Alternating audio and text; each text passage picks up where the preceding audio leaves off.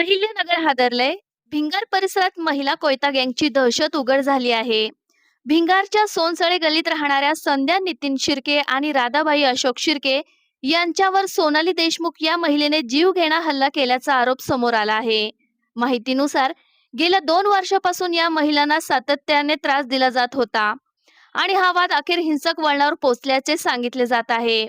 या हल्ल्यात दोन्ही महिला गंभीर जखमी झाल्या असून त्यांना तातडीने रुग्णालयात दाखल करण्यात आले आहे. सध्या त्यांच्यावर उपचार सुरू आहेत. दरम्यान या घटनेमुळे भिंगार परिसरात तणावपूर्ण वातावरण निर्माण झाले असून नागरिकांमध्ये भीतीचे सावट पसरले आहे. पोलीस प्रशासनाने या प्रकरणाची दखल घेतली असून पुढील तपास सुरू आहे. माझं नाव संध्या नितीन शिर्के, सोनसळे गल्ली भिंगारमध्ये राहते मी. आमच्या समोरच्या बाईने, सोनाली देशमुख नाव आहे तिचं, तिने आज दुपारी 3:40 माझ्यावर व माझ्या सासूवर कोयत्याने हल्ला केलाय. मागील 2 वर्षापासून ती आम्हाला धमकी देत होती किंवा त्रास देत होती की तुम्हाला म्हणजे राहू देणार नाही इथं मी, तुम्ही जागा तुमची नाहीये, तुम्ही इथून जागा सोडून जा. ती वारंवार धमकी देत होती आणि आज तिने ते खरं करून दाखवलं. तिने माझ्यावर आणि माझ्या सासूवर हल्ला केलाय. किती लोक होते हल्ला करणारे?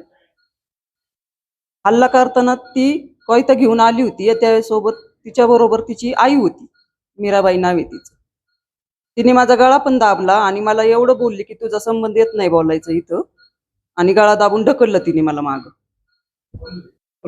ते आमच्या विरोधात नेहमी खोटे गुन्हे दाखल करते आणि आजही तेच केलं तिने.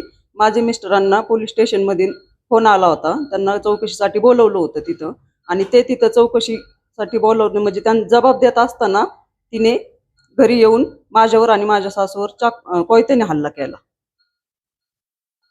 माझी पोलीस प्रशासनाला एवढीच विनंती आहे की या गोष्टीवर त्यांनी कडक कारवाई करावी आणि तिला लवकरात लवकर अटक करावी.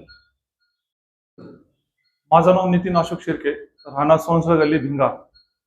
आज आमच्या इथं आमच्या शेजारच्यानी बाईनी माझ्या आईवरती आणि माझ्या पत्नीवरती कोयत्याच्या साह्याने वार केलेले आहेत.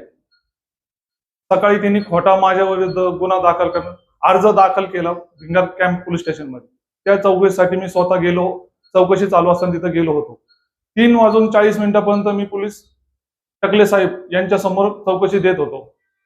चौकशी देत असताना मी घरी निघाल्यानंतरून माझ्या आईवरती आणि बायकोवरती कोयत्याने हल्ला करण्यात आलाय.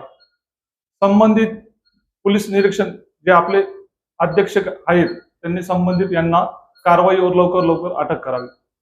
आरोपीचं नाव सोनाली देशमुख आणि तिची आई.